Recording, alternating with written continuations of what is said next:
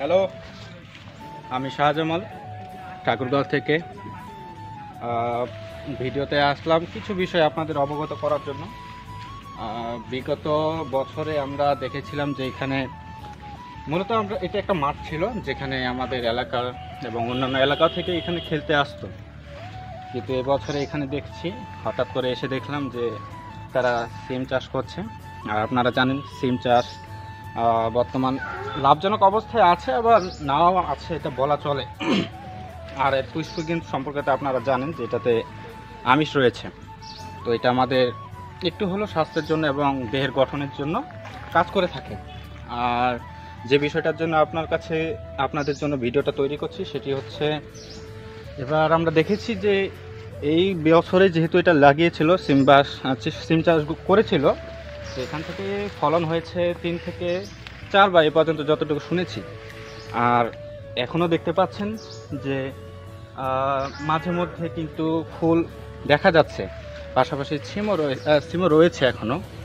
তো আমরা আমাদের বড় ভাই এবং তিনি একজন কৃষক, তার কাছ থেকে আমরা শুনতে চাবো যে ভাই কীভাবে এই গাছগুলোকে আরও ফলনশীল হিসেবে গড়ে তোলা যায়। ভাই আসসালামু আলাইকুম। ওয়ালাইকুম আসসালাম। ভালো আছেন আশা করি? আলহামদুলিল্লাহ ভালো আছি। ভাইয়া, কিভাবে আমাদের এই গাছগুলোকে আরও ফলনশীল করা যায় সেদিকে যদি কিছু দিক নির্দেশনা আপনি দিতেন। আপনি জানেন যে ইতোমধ্যে এখানে 3 থেকে 4 বছর ফলন উৎপাদন করা হয়েছে, উঠানো হয়েছে, বাজারজাত করা হয়েছে, তো আপনি যদি কিছু পরামর্শ দেন কি করা যেতে পারে। আসলে শিম চাষটা খুবই গুরুত্বপূর্ণ দেশের অর্থনীতি বা স্বাস্থ্য খাতের জন্য। আর শিম একটা এমন উদ্ভিদ যেটাতে নাইট্রোজেন অর্থাৎ ইউরিয়া সারের পরিমাণটা কম লাগে, অন্যান্য সারের পরিমাণটা বেশি লাগে।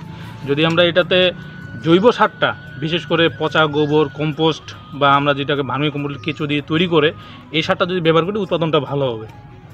যে এই যে গাছের গোড়াটা আছে, যে আমাদের একটা গাছটা আছে, এই যে আমি গাছটা দেখাচ্ছি এখানে, গাছটার গোড়া থেকে যদি আমি হিসাব করি 1 ফিট দূরত্বে হয়, তাহলে হবে কি গাছের শিকড়টাও কিন্তু তত দূরে যাবে। এই শিকড় বরাবর যদি আমরা শিকড় বরাবর চারপাশ দিয়ে গোল করে খুঁড়ে এখানে বা গর্ত করে চারপাশ দিয়ে গর্ত করে বিভিন্ন পচা জৈব সারগুলো মিশায় দিয়ে যদি আমরা সারগুলো সহকারে দেই, এতে তাহলে দেখা যাবে গাছটা সুস্থ সবল হবে। এখন দেখা যাচ্ছে গাছের গ্রোথ অর্থাৎ আপনার ইয়েটা কমে গেছে, যে বৃদ্ধিটা কমে গেছে। এখন যখন যদি আমরা গাছের যদি বৃদ্ধিটা ভালো থাকে, ফুল কিন্তু আসবে। কিছু কিছু দেখা যাচ্ছে যে এই যে ফুল আসতেছে কিন্তু ফল হচ্ছে না, কারণ কি গাছের পুষ্টিমানটা কমে গেছে। যদি আমার গাছটা সুস্থ থাকে ফলনও ভালো আসবে। এই আচ্ছা, অসংখ্য ধন্যবাদ। আপনারা প্রিয় দর্শক জেনেছেন যে কিভাবে গাছটাকে, যেহেতু ফলন ইতোমধ্যে 3-4 বার দিয়েছে, কিছু বলবে। এখানে তো বলে রাখি, আমাদের নিয়মিত সেচ কার্যক্রম ঠিক রাখতে হবে। পাশাপাশি যদি আমরা জৈব সার ব্যবহার করি, এই এক গাছেই আমরা 7 মাস ফলন তুলতে পারবো। আচ্ছা, অসংখ্য ধন্যবাদ। প্রিয় দর্শক, আপনারা জেনেছেন উনি একজন কৃষক, পাশাপাশি একজন কৃষিবিদ। তো আপনাদের কিছু পরামর্শ দিয়েছে, সেই পরামর্শগুলো মেনে চলেন, আশা করি আপনাদের ফলন ভালোই দিবে।